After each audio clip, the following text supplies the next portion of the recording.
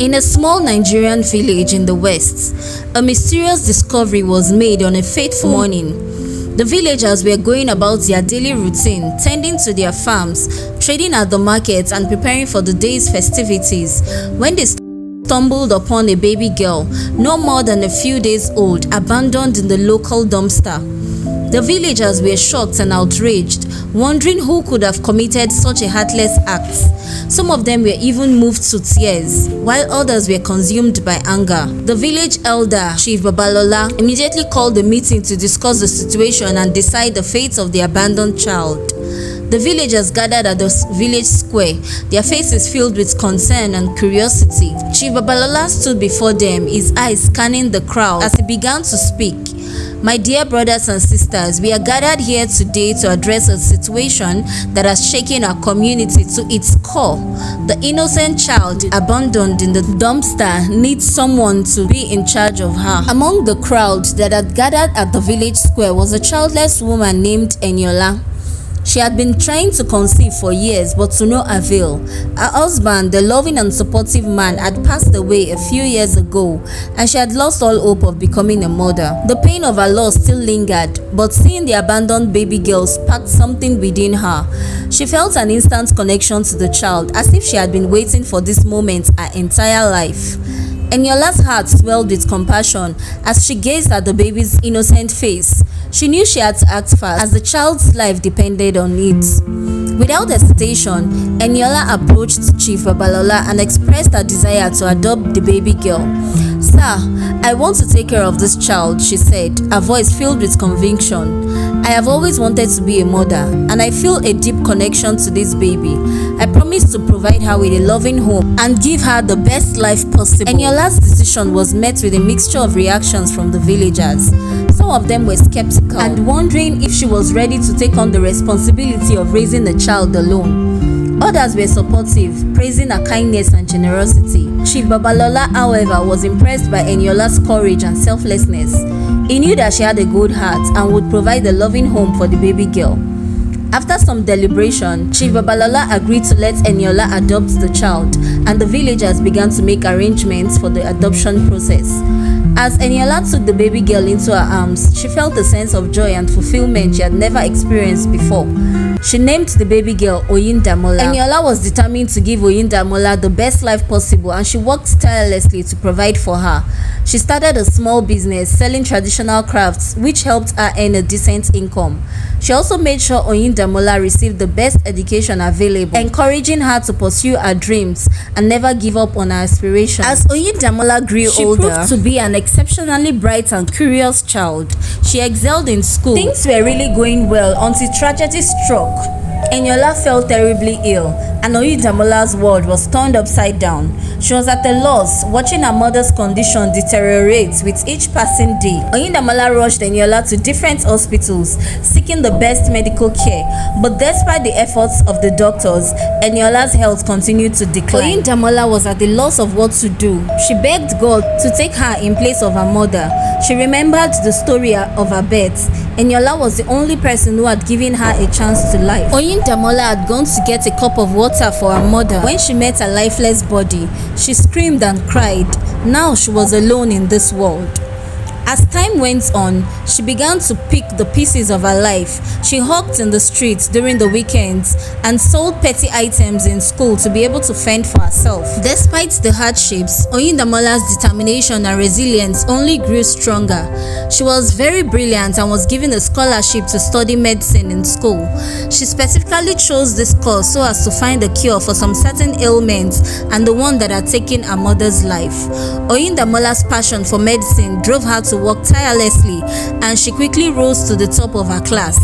After some years, Oyindamola was now a certified doctor and owned her hospital. Many difficult cases were often referred to her, and she treated everyone nicely. She also didn't forget her biological mother and prayed that someday she would find her. Oyindamola's desire to reconnect with her biological mother only grew stronger as the years passed. One day, a severe case of a little girl was brought to Oyindamola's hospital. The girl's mother begged Oyindamola to save her daughter's life, holding her firmly. That was when the woman noticed the scar on Oyindamola's hand. The woman was shocked. She had the same scar in the exact same place on her body. She was in total disbelief. Could this be her daughter?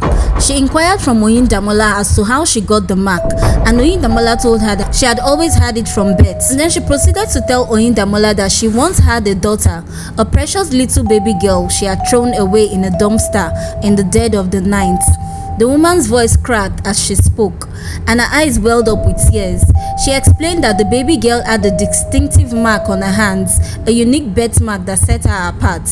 As Oyindamola listened, she felt a chill run down her spine. The woman mentioned the village where she had abandoned the daughter, and Oyindamola's heart skipped a beat. This was the same village where her adopted mother had told her she was found as a baby. Oyindamola was in shock, her mind racing with questions. Could this woman be her biological mother? It seemed impossible, yet the details matched perfectly. Oyindamola confirmed the story, telling the woman about how she was picked up as a baby in the same village in the same year. The woman's eyes widened in amazement, and she took Oyindamola's hand in hers. "Is it possible?" she whispered, her voice trembling with emotion. "Could you be my daughter, the one I thought I had lost forever?" As the woman's words hung in the air, Oyindamola felt a mix of emotions swelling inside her. She was shocked, angry and sad, but also curious and wanting to understand. "Why?" Oyindamola asked, her voice barely above a whisper. "Why did you throw me away?" The woman sobbed, her body shaking with grief. "I was desperate, Oyindamola. I was desperate. I had no one to turn to, no one to help me. I was alone and didn't know how to take care of you. Please forgive me," she cried, her voice hoarse from sobbing. As the woman's words hung in the air, she didn't know what to say or how to react. All she could do was to stare at the woman, trying to process the truth about her past. "But what happened to you?" Oyindamola asked, her voice softening. "How did you end up on the streets?" The woman took a deep breath, wiping away her tears. "I grew up in a poor household. My parents were struggling to make ends meet, and I had to drop out of school to help support my family. I went into prostitution. I got pregnant with you, and my parents kicked me out. I had nowhere to go to, and I did not know who the father of the child was. That is when I ended up on the streets." Oyindamola listened, her heart heavy with sorrow. She couldn't imagine what her mother had gone through, the struggles and the hardship she had faced. As her mother finished speaking, Oyindamola felt a sense of understanding wash over her. She saw her mother not as a monster, but as a desperate and scared young woman who had made a terrible mistake. She felt a pang of sadness, imagining her mother's desperation and fear. She took a step closer, her eyes locked onto her mother's. She proceeded to give her a hug. She couldn't help but think about her adopted mother, Eniola. She remembered the sacrifices Eniola had made for her, the love and care she had shown her. "I wish you were here, Mama Eniola," Oyindamola whispered, her voice trembling with emotions. Oyindamola's biological mother, sensing her emotion, pulled back and looked at her with tears in her own eyes. "I am so sorry that your adopted mother isn't here to see this day," she said, "but I know that she would be proud of the strong and compassionate woman you have become." Oyindamola smiled, feeling a sense of peace. She knew that Eniola was watching over her from above. After all checks and DNA tests had confirmed that they were indeed related, Oyindamola's heart swelled with joy and contentment as she finally felt a sense of belonging, and she was no longer alone, and the feeling of isolation that had once plagued her was now a distant memory. She was introduced to her younger siblings, who welcomed her with open arms and warm smiles. The siblings, whom Oyindamola had never known existed, were a lively and loving bunch. They bombarded her with questions, eager to learn more about their new sister. Oyindamola in turn was fascinated by their stories and experiences.